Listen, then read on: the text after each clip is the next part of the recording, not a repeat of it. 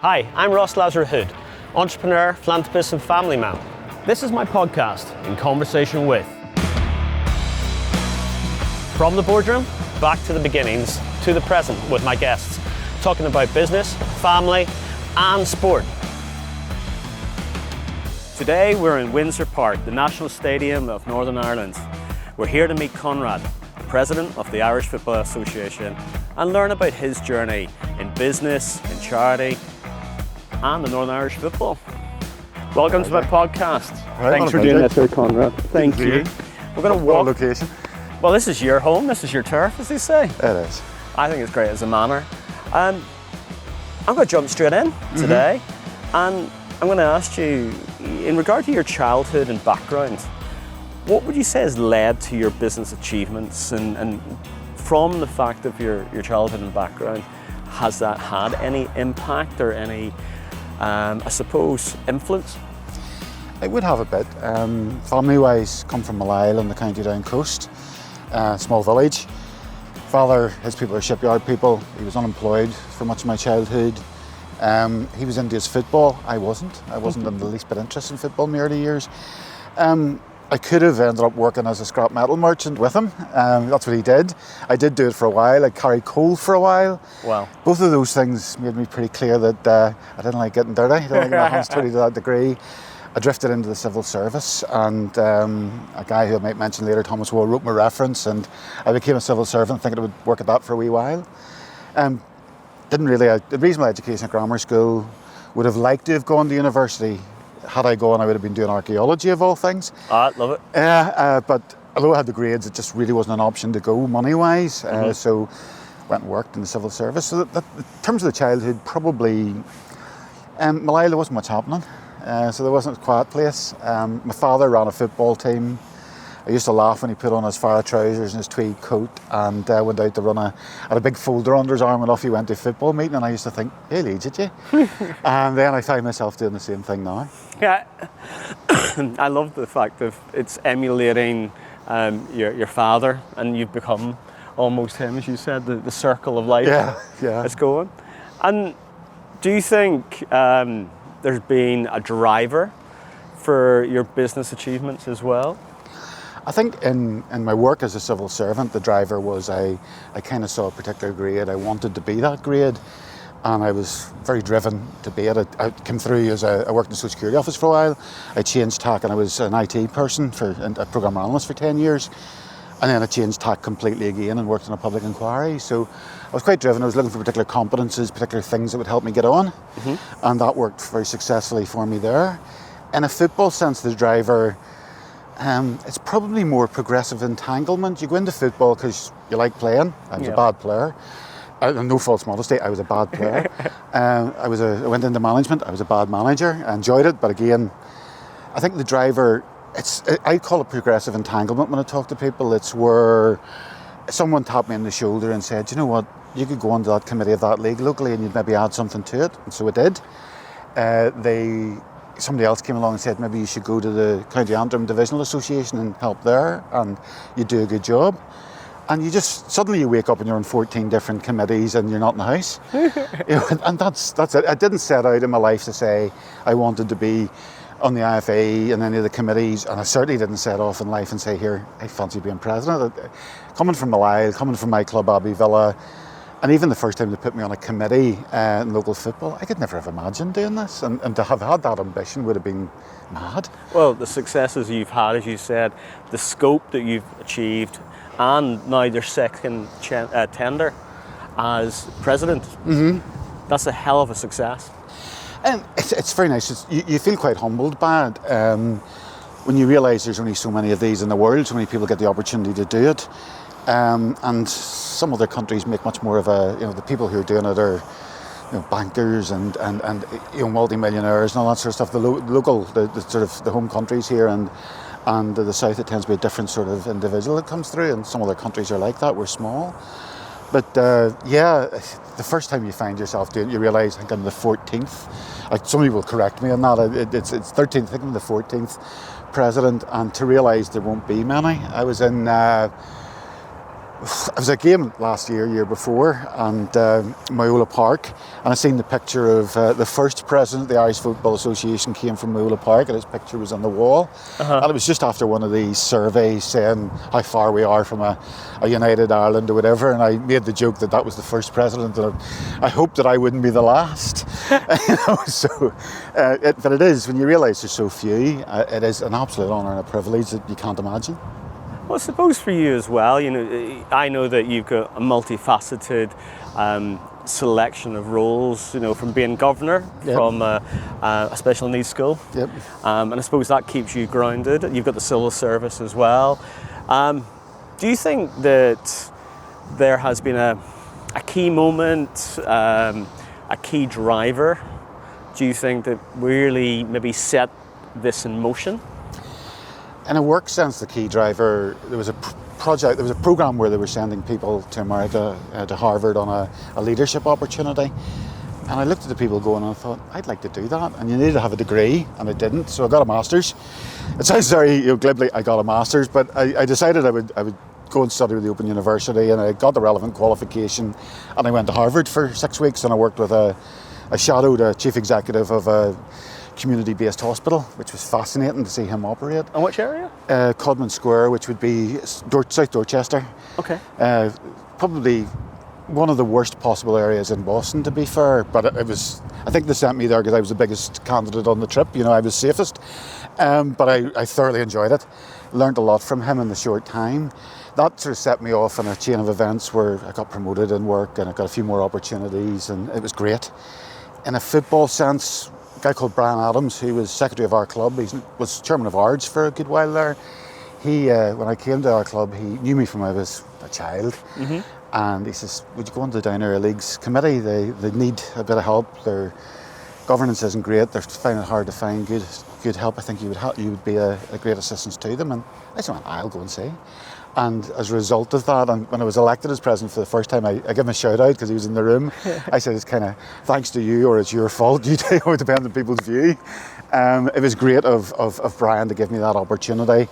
I still joke, I still call him Uncle Brian when I see him, because when I was so small in the house, I did call him Uncle Brian. But I learned a lot from people like that. But he gave me that first go. The next part of the football journey, maybe that was a key moment, would have been they were looking for members of the board of the Irish Football Association, and because government was insisting that our governance was bad, and our governance was bad at that point, we were trying to get the money to improve the stadium, they said that new board members would have to go through a competency assessment.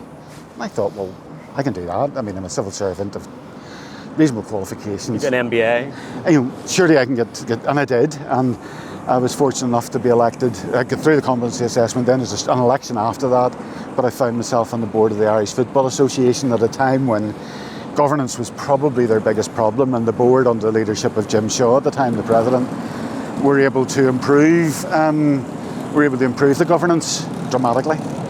So it was a good time to be involved, and I was the right horse for that course, I think, at that time, with a number of other people. It was a whole board did it at that time. A lot of people worked very hard. So I think that's great, and the fact that you do a lot with the IFA Foundation, and that has got your sustainability, environmental, the fact that it helps with the power chair, and I know all of this sings to your heart. What do you think about how that foundation does? And a lot of people don't know much about it. Yeah, the press tend to focus on other things. Yeah. The foundation is the biggest part of what we do in many ways. It's all of the good stories, the good news stories that happen. I really like it. I have a particular interest in disability and how we can improve lives. The fact that we have the power chair team who are truly inspirational, Patrick Komsky and his journey in Australia in terms of playing on, even though he suffered a loss in his family. And when I look at the cerebral palsy team and the efforts that they put in, I've been at their training sessions. I recently did my disability coaching badge, the first one. I thoroughly enjoyed this experience. Made me smile the whole way through it, and it was interesting. Some people knew me in the room, some people didn't, and that made for a bit of fun being poked at me. The fact that the foundation does a lot of work around mental health. I mean, Northern Ireland is as bad as anywhere in terms of mental health issues.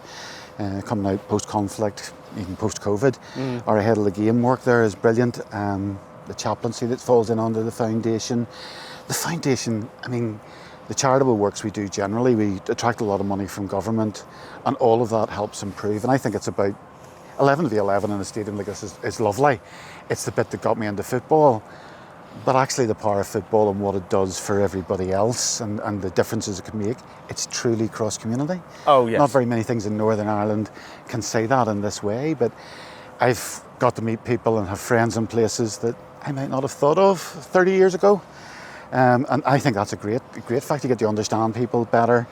But the fact that the IFA can reach out to any part of Northern Ireland, if I think of the help Borough Swifts when the difficulties with the policemen unfortunately being shot, and we were able to bring to bear a lot of things to try and help there and to try and do the best we could for people at a difficult time. Well, you hit the nail on the head. Football, people forget it is a community spirit. Completely. And I think one thing about Northern Ireland football, and especially under your good leadership with the Irish Football Association, is that you allow every single person to have the ability to play football. And it's diversity, right across the piece. I mean, I say it's so much fun. The foundation stuff, I love to go and watch, love to see what's happening, and I try to make myself as available as possible for all of that work. Sometimes you're out a lot on Saturdays and Sundays when you're not expecting it, but it is, you always learn something, you always meet new people, and I do like to meet people. Mm-hmm. That's a fundamental part of this job that is really, really fun. Conrad, last question, and I suppose I won't be a Spanish Inquisition in this one, but I'm interested, and I know everybody else would be as well, is what made you have the decision to have your name thrown in the hat to become the Irish Football Association's president? The time was right, would be one aspect of it. The opportunity presented itself.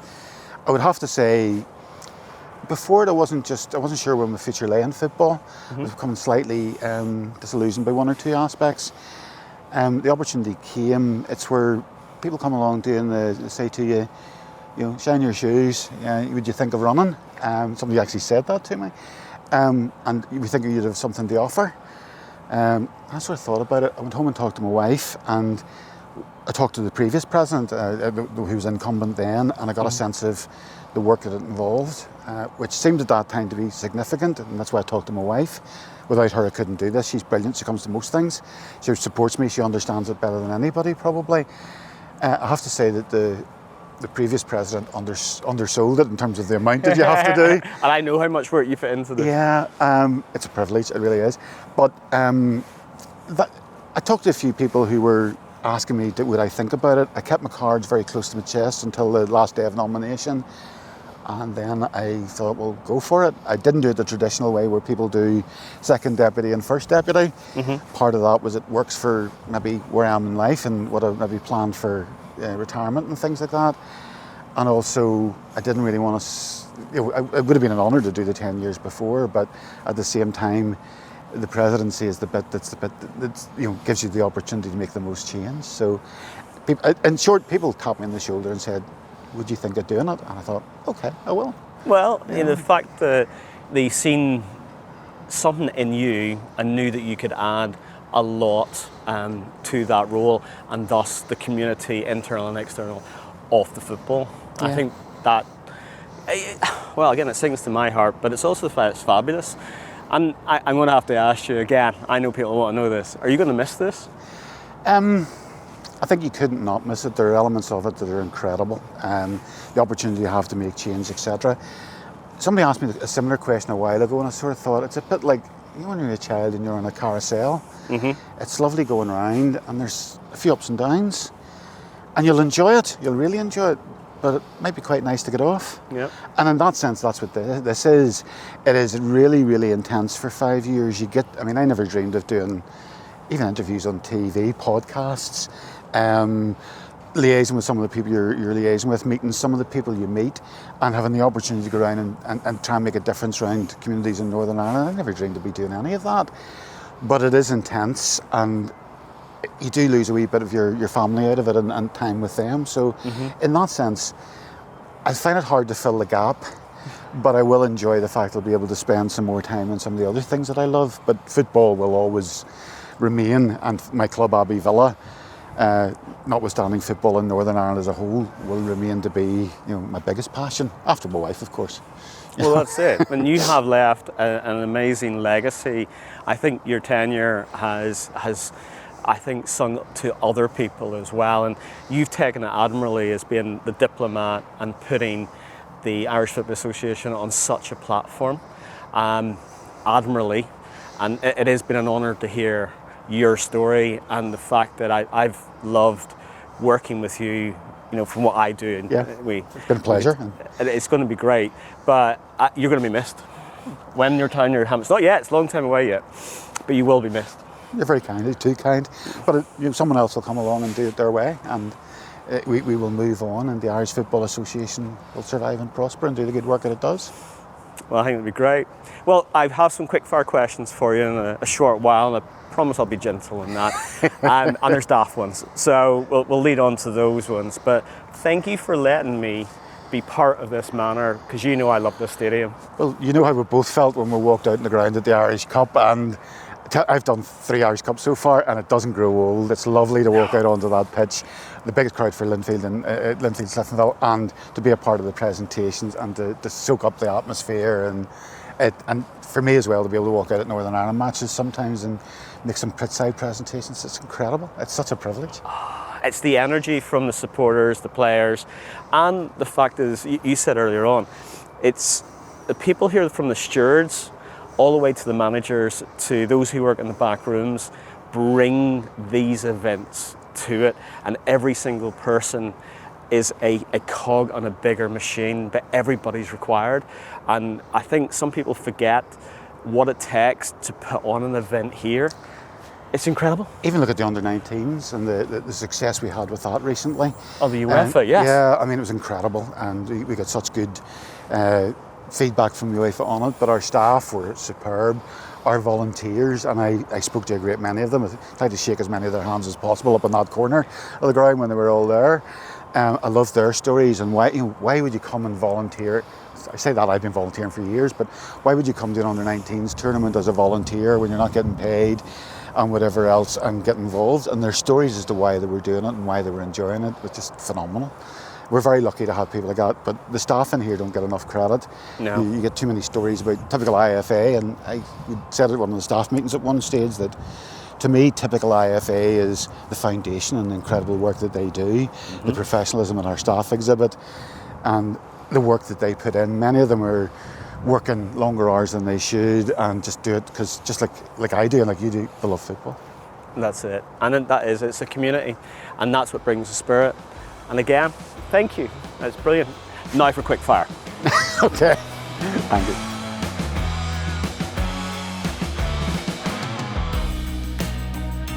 Conrad, quickfire questions is what I always kind of play off on within the podcast. Can you give me 3 inspirational heroes? You'll not have heard of one of them. It's people who've made a difference in my life. And the first one, it's a gentleman from my village, a guy called Thomas Waugh, who's passed away a long time ago. Sorry. But he would have been an influence on me at Boys Brigade, an influence on me growing up. He was president of our football club in Malile. When he passed away, I got his place on committee, which is something I never forget about. And last year the club did a portrait of me and put it up in the hall beside his, which was one of the most humbling experiences I could ever imagine. He's the kind of guy that helped you, your family, helped you through school, helped you with references, and just was a huge figure in our football club. A mentor as well? A mentor, for sure. A very sort of sensible, sort of down-to-earth sort of man, but saw something in various people, and I was one of them at a time that was useful. So that's at the sort of grassroots level. It's more of a genre of person that I like as well. I had the opportunity to meet Arsene Wenger and Dave Brailsford recently, and I like that.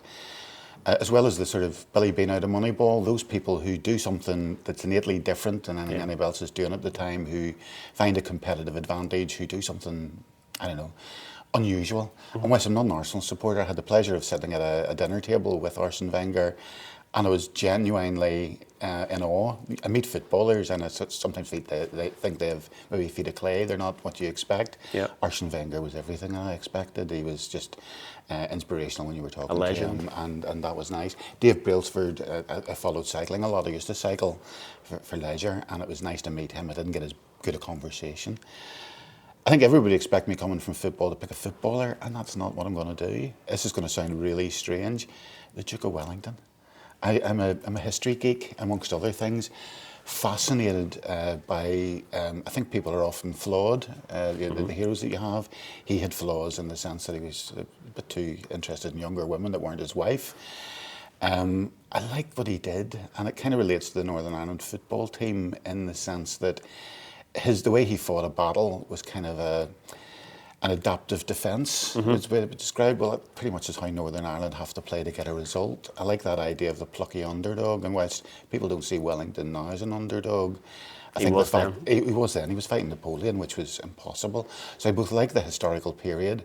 I love reading about Waterloo and other battles, but I particularly like it as well. He's very inspirational with his quotes. He was born in Ireland, but he used the quote, "If you're born in a stable, doesn't make you a horse," which I thought was quite interesting. They were going to, I think at one point, they were going to threaten him that they were going to publish some of his liaisons in the press, and unless they give him some money, or he gave them some money. And his attitude to that was publish and be damned. Yep. Everything I read about him, I find more and more interesting. So no football heroes. If I was to pick one of those, I guess George Best. Yeah. You can't go past that, and I couldn't add anything more to that. And there's no more. A better example of a flawed genius anywhere. No, and his history from Northern Ireland to England to America says for itself realistically. And what do you think 3 key steps of success? I guess for me, and I still struggle, I don't think of myself as a success, to be honest. I think of myself as having enjoyed a pathway that's been good for me, and I've got somewhere. I would sort of think in terms of work or IFA, it's that preparation phase. It's that, I don't think it's the quote, you don't become a success overnight. There is no such thing. Overnight success takes a lot of work. That's right. And my observation on that would be it certainly does. I put a lot of years into football before I find myself in this position. In a work sense, I put a lot of hard yards in to get to the grade that I wanted to get to, and also made a decision I didn't want to get any further. So I think that's one aspect. I think the other aspect of success, and it's maybe in the context of where I find myself health-wise and everything else lately, resilience. It's taking that wee bit of time out. I work in a day job and I have the president of the IFA work to do, and you could quite easily forget to find any sort of resilience or to find any space for yourself in there. Mental health. I think that's a massive thing that people have to think. Me time and the mental health and the fact of that work-life balance, which you have to have something. Whatever percentages it works out, you do need to take some me time. Huge thing for the IFA, we have a programme ahead of the game where we work with mental health. I'm a huge advocate for the work that we do there as well. And actually I benefited from the help of some people having had a difficult year. Yeah. We had the chaplaincy service in the IFA as well. So I think there's the resilience aspect to it. I think the big thing about success, and I probably learned it reasonably early on, make a network. Get to know people, know your area, extend out beyond that to find out there are other people you can bring in, get involved with, and both in a work sense and in a football sense. In work, people say, I know everybody. It's a standing joke. Do you know them, or Conrad will know them, or whatever. And it does seem as though I know a lot of people. In a football sense, you spend an awful lot of time, you might call it stakeholder engagement, you might call it dealing with customers, you might call it whatever.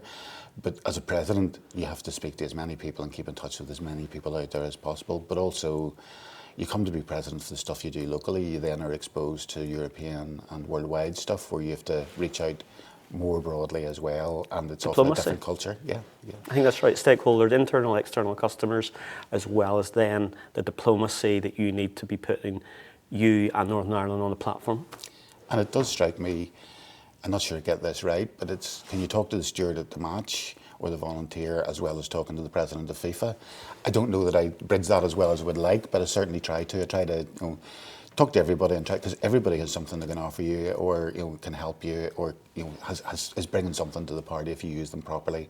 And equally, you don't want to make anybody feel terrible or ignore them in the process of stuff. No, so it's respect. Yeah. And because everyone is key to the football world and the football match, as you said, from that steward all the way to the president of FIFA or whatever it is, or UEFA, is they are relevant. Yeah. And you are just giving that respect through. And I've seen you do that many times. And a bit of an easier one, 3 foods you like. Obviously, I like my food. A cheeky Nando's midweek would be a regular occurrence. We live quite close to one. It's easy to go to. And I'm not into sort of any really outlandish food or anything. I particularly liked pizza in Naples. I was in Naples recently. We deliberately went looking for it. And either pizza in Naples or there's a place called Regina Pizza in Boston in the North End. That would be my absolute favourite. And I was a dyed-in-the-wool Sopranos fan. I look a bit like Tony, some people say, and the football club guys would banter me a little bit that. But I was curious to know what cannoli was, and having eaten it, I absolutely love it. Best of it's in Sicily. I was there recently, really enjoyed it. I've had some in the North End in a place called Mike's Pastries, incredible. We have a Sopranos Day at the football club coming up to Christmas because I years ago brought some cannoli from the Christmas market, let people try them, and we now joke that we have to have Sopranos Day, and that's been going, I'm sure, for 12 years now. And Good food though. I just love them, and we were in Italy there again recently, and in Sicily, and oh my goodness, it Fell in was love just with incredible. Italians. Yeah. Well, I suppose that leads me on. 3 holiday destinations that either you've been, would like to go, I'd be quite interested, and everybody else would like to hear. First place I absolutely love, and I've been to it so many times, is Boston. I had the opportunity to go there through work. I thought that it would be more Irish than it turns out to be when I got there, but I just love the feel of Boston. I love that it's a walkable city. I love that there's no more way around, but I also love that it seems to have everything for me. Good beer, I'm a bit of a beer geek. The food's decent, it really is. There's lots of history. Boston is where the first of everything seems to have happened in America. The first park, the first hotel, the first whatever. Love it, been many times. Hawaii, been twice. First time was my honeymoon. Really, our honeymoon, I should say. Really just love Hawaii. Which islands though? It was Oahu I was on. I've been to one of the other islands. I want to go back to Maui. Or go to Maui at some stage. I haven't been to that one. I want to go there. Just love it. I will go back. It ranges from the beautiful beaches to Pearl Harbor, which was an incredible The experience. fish is amazing. Yeah. I love, they do a little starter of poke, and I just adore it. And the way they do the dance to light the lanterns at night to the dusk. It is just a relaxing. I do like Hawaii. The nicest thing I did there was a canoe out to Bird Sanctuary Island at one point. I can't remember as good a day. It just had everything. It was just really, really nice. A third destination would be hard. It's maybe, we're avid cruisers. We've done 10 cruises so far. We're planning ahead. There's so many places. If we could do it a world cruise, and that's not beyond us, I don't think I would do a world cruise and just do as many destinations as possible. I've not really touched South America. I've always loved to go to Argentina, but also the Falklands, or Las Malvinas, depending on what you want to call them. I've spoke to a friend of ours who's Argentinian. His father fought in the Falklands, and I was curious to find the other side of the story and what his experience of it was, and I had the opportunity through his son to hear a little of that. But South America in general. But we're going to Asia, we're going to Singapore after Christmas. I'm looking forward to that. So my favourite ones are yet to come. There's been so many places I've had the opportunity to go to with the Irish Football Association, but you get to scratch the surface. But it probably just cruises in general. Well, let me know about Singapore. I can give you some places to go to. And maybe Argentina with the FIFA World Cup happening there in 2026. You might get going there at the same time, which I think would be great. And I suppose 3 ambitions that you would like to set yourself or goals for the future? I'm at a time of life where my work career is coming to an end in the next probably 5 years, I should imagine. And football, I've got 2 years left as president. So I think the first ambition is to retire at the right time, and also to work out what it is. I want to retire entirely, and I'm trying to resolve in my head, will I continue on with some football things, what they might look like, and I hope they're the ones that I enjoy most. I get the opportunity to get involved in the foundation here, which is the charitable wing. I find that absolutely fascinating. I'm really looking forward to that if that opportunity comes, and it should. So it's retiring, but at the right time, but also keeping sufficiently busy, because I do keep very busy, that I will enjoy it. Probably in the context of a year when I've been ill, it's on record I had cancer, and I'm recovered and in remission, or whatever they call it these days. The idea there for me is very much stay healthy. I've lost a bit of weight. It's maybe given me a greater focus on being healthy. And the thing I find, and maybe you find it, you're a busy guy, you forget to eat properly, you forget to sleep properly, you forget to do all of those things. Absolutely. So it's that. In a football sense, my ambition for the IFA would be that we get improvements to the stadium to the extent it's much better, that our Irish League grounds are so much better than they are now, and that we have a national training centre, and anything I can do to push those forward. For me personally then, in my retirement, I've a couple of books to write about football, one about my club and one about the Amateur League. When I say books, they're more of almanacs or historical, I would love to read those. Yeah, well, it'd be something different, and I've been working on them for a while. They've sort of been shelved a bit because of what I'm doing now, and that would be an ambition of mine, would be to get those two published, and perhaps some more family tree research. I've been involved in that for quite some time, and I've enjoyed it. So. You know what, we did the same. I did a mad family tree history of my uncle as well, and it was just amazing to learn. Luckily, we had a lot of military, so actually the history was pretty easy to go through on that one too. I'll tell you a slightly funny story about that stuff. My great-grandfather played for Ireland before it was Northern Ireland. He played one game in 1904 away to Wales, and he was never picked again. The family story, and we can't prove this, we can prove he only played once. The family story was he was a bit of a heavy drinker, that's for sure he was. He got into a fight and broke a window in a hotel. He was never picked again. Well, I told the story to some of the tour guides here, and my great-grandfather, I knew he played for Glentoran, Cliftonville, Distillery, quite a good goal scorer. So I told the story to the tour guides. So I met the tour guides a while later, and they said to me, you do realise he played in the first ever game at Windsor Park? I thought, that's great. He played for Glentoran against Linfield. I thought, that's great. And then they said to me, you do realise he played for Linfield the following year and won the league? I looked and went, I've never been so ashamed.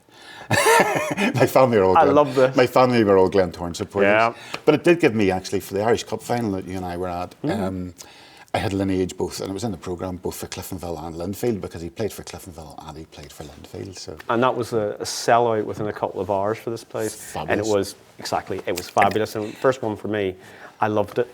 The atmosphere when you walked out on the pitch was absolutely incredible. I mean, neither you nor I have played at that level.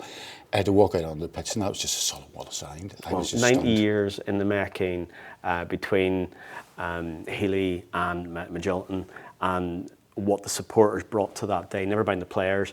It was always like that boxing match, and then the end, Magilton guys did it, and I think it was brilliant. It was perfect. I was stunned when I walked out onto the pitch, and I couldn't hear what they were singing precisely all the time, but I knew they were singing and they were shouting, and I was like, oh my goodness, this is incredible. It's a real privilege, I'm sure, for you as it is for me, to be able to walk out on that occasion, and also to enjoy the end of the game and to see the presentation, being part of those. I mean, that's where as a football man I pinch myself. You know, it's just great to be there. I think it's fantastic, and with that, I suppose it goes into work, and how do you unwind? You said you're a history buff. Is that something that you can unwind with?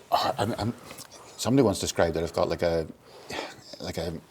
the filing cabinet memory, that I'll pick another subject out and I'll have something on it. I don't know that that's entirely the way of it.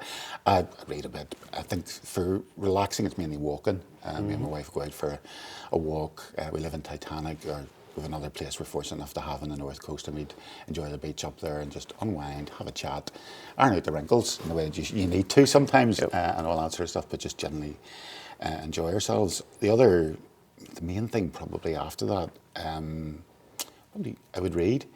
My favourite's Bernard Cornwell, which ties in with the whole Waterloo phase and Sharp and all that sort of stuff. I guess I like the idea of the plucky underdog, the guy from the working class background. It must be that attracts me to it. It's also easy to read. Yeah.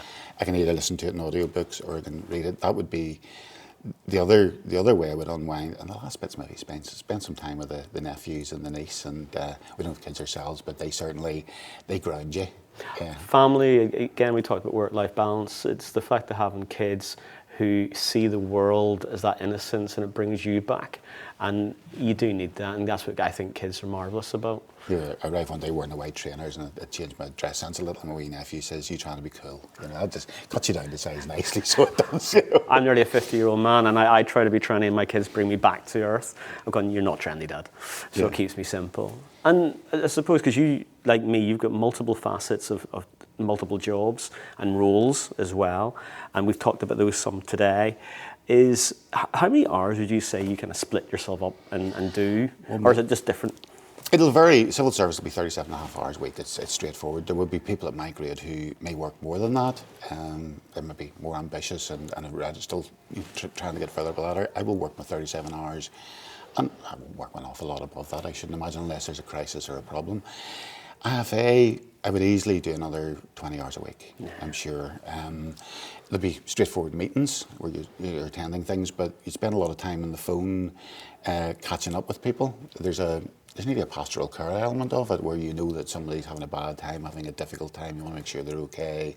You'll do a lot of ringing around with that and making sure that you're keeping up to date with people's lives, because they're making a contribution here, you should. There'll be an element of going out and just going to games.